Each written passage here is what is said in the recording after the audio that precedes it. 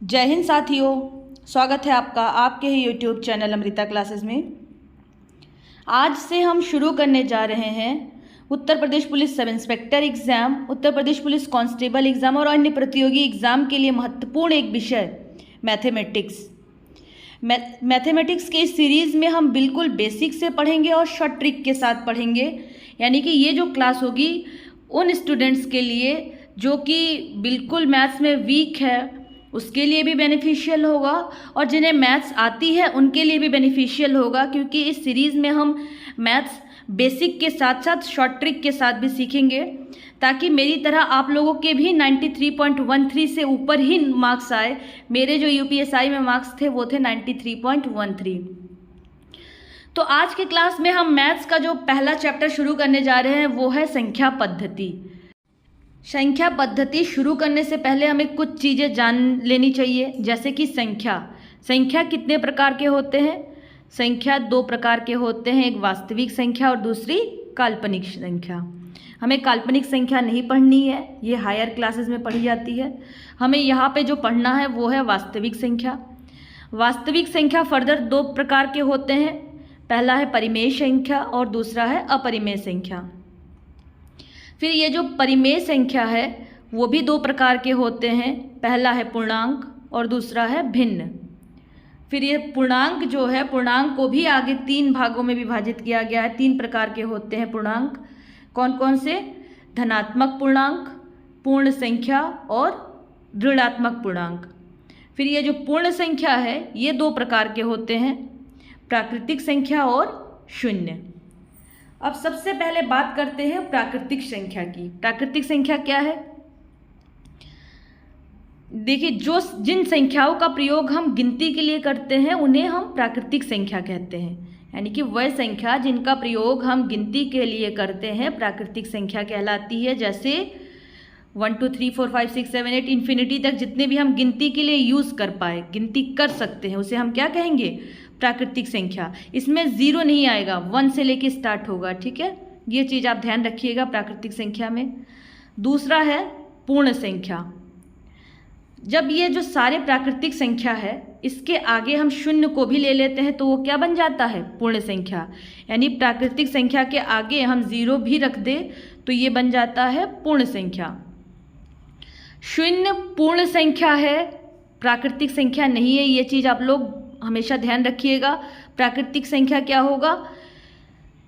1 से लेके इन्फिनिटी तक जितना हम गिनती कर पाए, और पूर्ण संख्या क्या होगा? 0 से लेके 0 1 2 3 4 5 6 इन्फिनिटी तक वो पूर्ण संख्या होगी। अब बात करते हैं पूर्णांक की। पूर्णांक क्या किसे कहते हैं?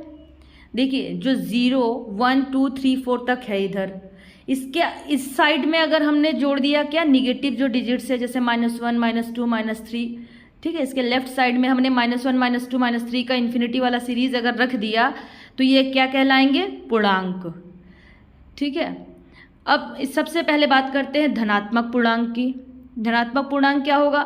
सभी धनात्मक जितने अंक है वो धनात्मक पूर्णांक है या सकारात्मक पूर्णांक है। और नकारात्मक पूर्णांक क्या होगा? -1 -2 -3 -4, ये सभी क्या है? नकारात्मक पूर्णांक। पूर्णांक का मतलब आप समझ रहे हैं ना, पूर्ण अंक, यानी कि 1 एक पूर्ण अंक है।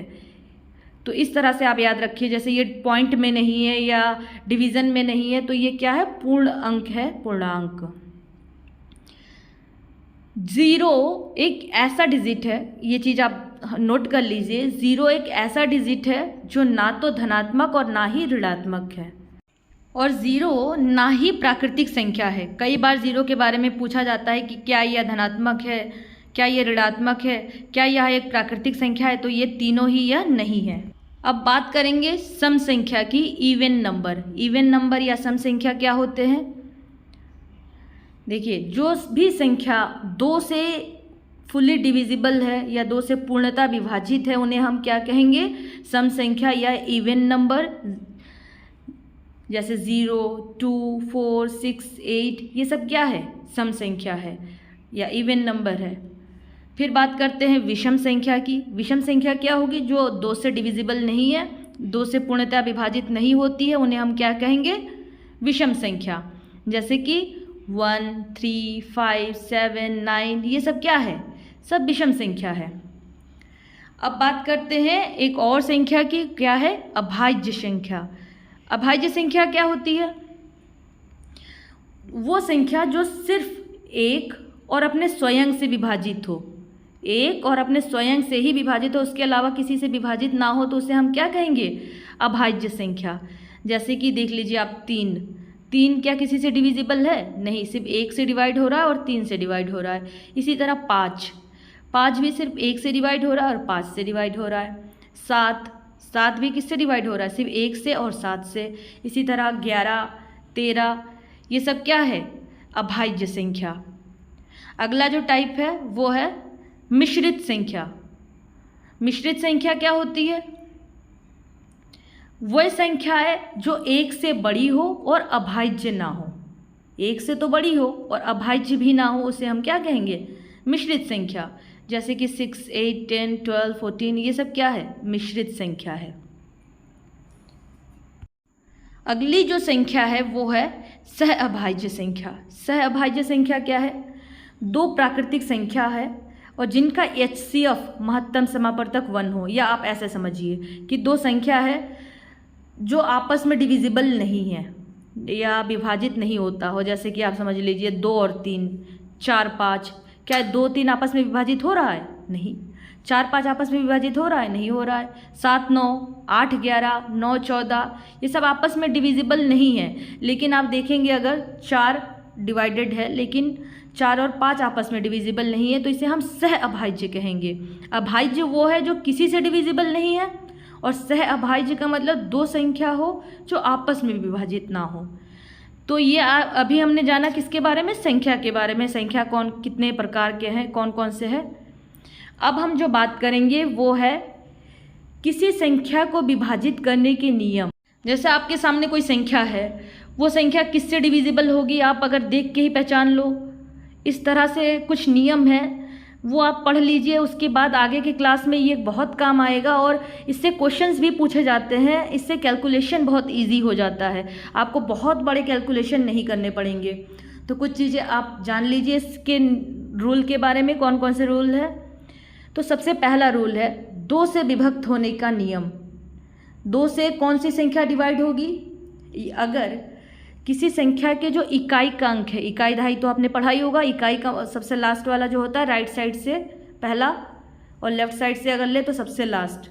तो इकाई का जो अंक है वो 0 हो, 2 हो, 4 हो, 6 हो, 8 हो, यानी कि जो 2 से डिवाइड वाले जो अंक आ रहे हो, अगर लास्ट जो इकाई का अंक है तो क्या होगा? वो 2 से डिविजिबल होगा, 2 से विभक्त होगा। जैसे कि कोई भी बड़ी संख्या ले लीजिए, जैसे 6, 3, 8, 9 और लास्ट में आप 2 रख दीजिए, 4 रख दीजिए, 6 रख दीजिए, तो ये क्या होगा?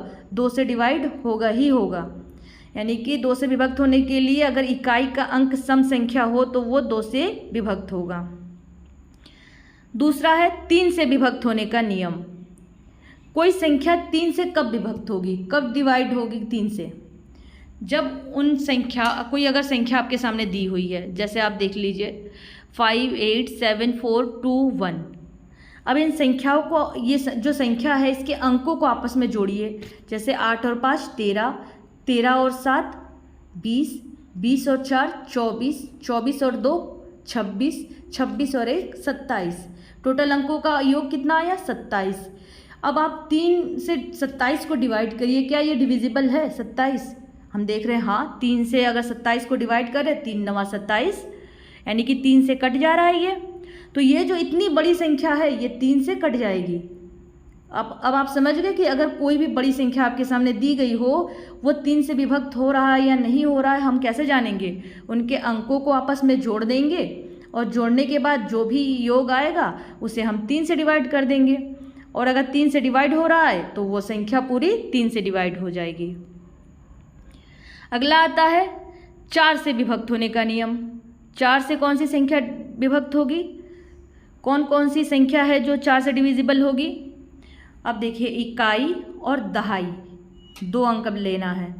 जब हम लोगों 2 से विभक्त होने का नियम पढ़ रहे थे तो सिर्फ इकाई पढ़ रहे थे। 4 से पढ़ेंगे तो हम क्या लेंगे? इकाई और दहाई दोनों। जैसे हमारे सामने बहुत बड़ी संख्या दी गई हो, जैसे 1 5 2 4 9 3 7 6। अब इसे अगर हमें देखना है कि ये 4 से डिविजिबल है या नहीं, तो हम क्या इतने पूरे संख्या को 4 से भाग देंगे? बिल्कुल भी नहीं। इतने बड़े संख्या को भाग देने बैठेंगे तो हमें बहुत ज़्यादा समय लगेगा। तो हम यहाँ पे क्या करेंगे, जो ये लास्ट के 2 डिजिट है, यानी कि इकाई और दहाई के अंक, इकाई और दहाई का अंक क्या है यहाँ पे 76। अब हम 76 को देखेंगे, क्या ये 4 से विभाजित है? तो आप देख रहे हैं कि हाँ 4 से तो विभाजित है। 4 एकम 4, 4 नवा 36, 19 चौक 76, यानी कि ये 4 से विभाजित है। तो कोई भी बड़ी संख्या हो, उसके इकाई और दहाई के अंक अगर साथ मिला के 4 से डिविजिबल है तो वो पूरी संख्या 4 से विभाजित होगी। अगला आता है 5 से विभक्त होने का नियम। कोई भी संख्या आपके सामने दी गई हो और उसके जो इकाई का अंक है वो 0 हो या फिर 5 हो, तो वो जो संख्या होगी वो 5 से पूर्णतः विभाजित होगी। जैसे कि एग्जाम्पल आप देख लीजिए 1 3 2 8 6 9 5। तो लास्ट में इकाई का अंक क्या दिया हुआ है 5। हमें इकाई का अंक यहाँ पे सिर्फ देखना है, तो ये 5 से पूरी तरह से विभाजित होगी। अगली जो संख्या है 9 4 7 3 1 0, लास्ट में क्या है 0, तो ये भी 5 से डिविजिबल है। अगला जो रूल है वो है 6 से विभक्त होने का नियम। कोई भी संख्या 6 से तभी विभक्त होगी जब संख्या 2 और 3 दोनों से विभक्त हो। तो 2 से विभक्त होने के लिए क्या रूल है, उसका जो इकाई का अंक है वो सम होना चाहिए, और 3 से विभाजित होने का क्या नियम है, जो सभी अंकों का योग है वो 3 से डिविजिबल हो। तो देखिए हमारे पास एक संख्या है 9 7 4 5 6 2। अब इसके लास्ट डिजिट देखिए क्या है, इकाई का अंक क्या है 2। 2 क्या है, एक सम संख्या है, और सम संख्या अगर लास्ट डिजिट है तो वो 2 से डिवाइड होगी, तो ये 2 से डिविजिबल है। फिर हम देख लेते हैं अंकों का योग। 9 और 7 कितना हो गया 16, 16 और 4 कितना हो गया 20, 20 और 5 25, 25 और 6 31, 31 और 2 33। अब आप देखिए ये 33 को भी आप छोटा कर सकते हो, 33 है 3 और 3 कितना हो गया 6। अब 6 क्या 3 से विभाजित है, हाँ 6 तो 3 से विभाजित है, 3 दूनी 6।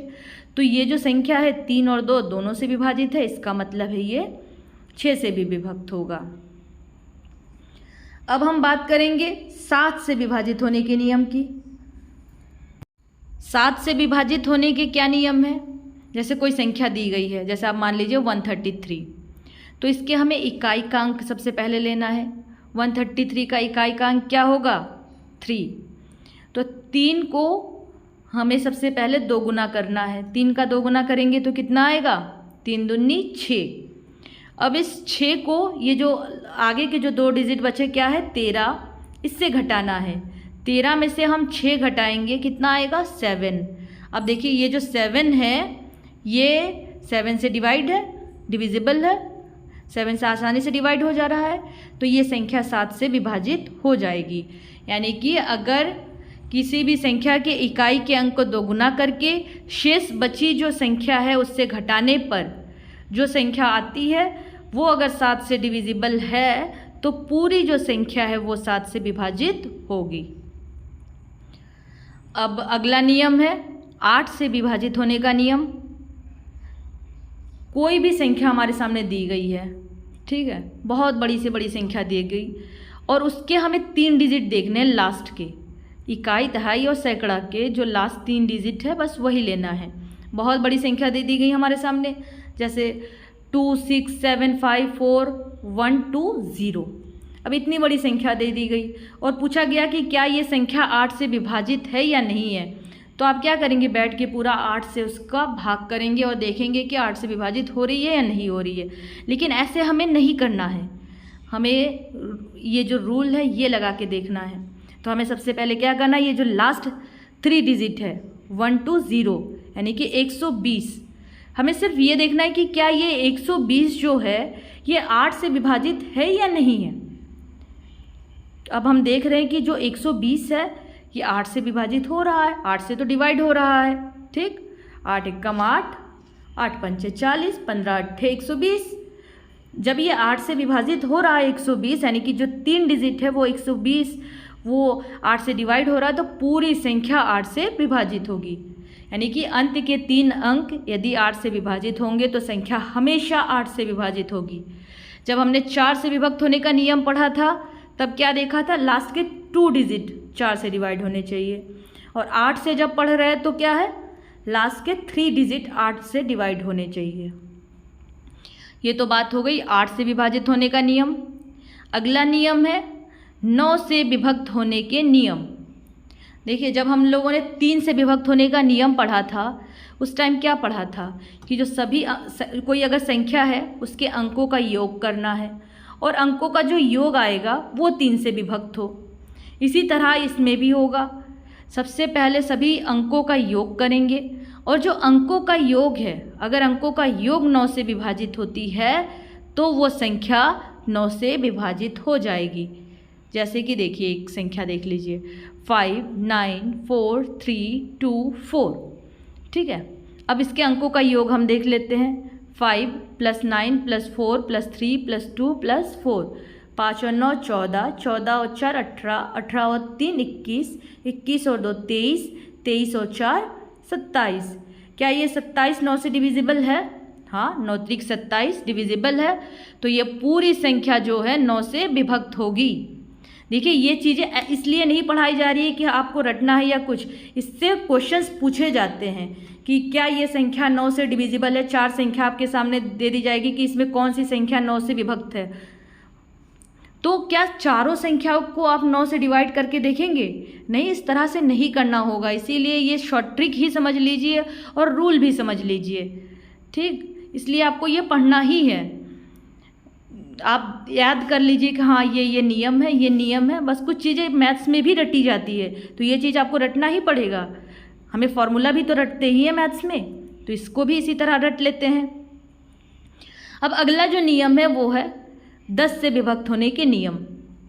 तो जो भी संख्या है, चाहे वो कितनी भी बड़ी संख्या हो, उसके अगर लास्ट जो इकाई का अंक है उसमें 0 हो, इकाई का अंक 0 हो तो वो हमेशा 10 से विभाजित होगी।